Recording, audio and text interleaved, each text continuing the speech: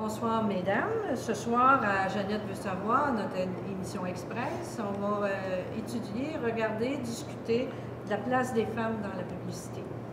Vous êtes des féministes et vous remettez en question cette place des femmes-là dans la publicité. Alors, moi, ça m'intrigue beaucoup parce que quand même, ce qu'on montre des femmes, c'est un corps qui est beau, qui est jeune, qui est en santé. Alors, moi, j'aimerais bien comprendre, j'aimerais bien, moi, être photographiée, si j'avais un beau corps comme ça, mais j'aimerais bien savoir vos raisons, pourquoi vous contestez la place des femmes dans la publicité. Bien, madame, vous savez que c'est un modèle qui n'est pas représentatif de la diversité des femmes dans notre société. Hein? On n'a qu'à penser aux facteurs de l'origine, de la culture, de l'âge, du poids, de la taille. C'est juste un modèle, alors qu'on est tous différents. OK. Il faut vous insister sur la question du modèle. Oui, mais attention, ce modèle-là, ça implique qu'il faut souffrir et souvent s'appauvrir pour être belle, voire même avoir des mutilations.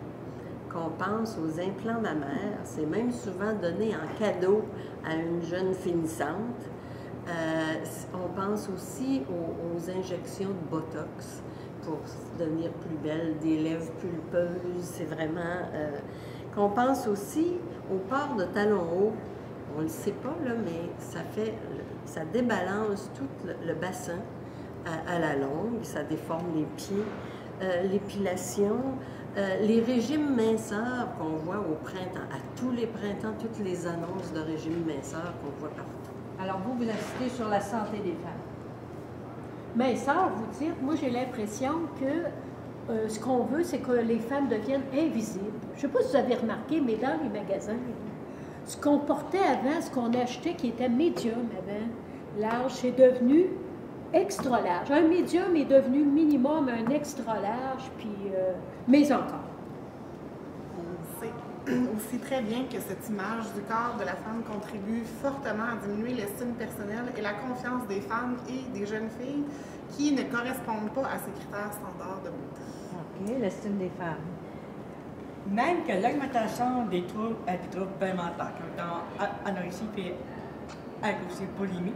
OK. Fait que là, on fait le lien avec la question de l'invisibilité. OK.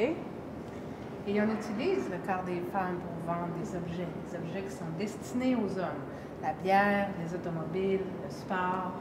Puis je dirais même là-dessus qu'on n'hésite pas à découper le corps des femmes. Je ne sais pas si vous avez remarqué dans les publicités, vous pouvez aussi bien voir, non pas une femme au complet, mais juste une jambe pour vendre un beau collant, ou juste une bouche pour vendre un nouveau rouge à lèvres le plus rouge possible, puis, ou un œil pour vendre du mascara.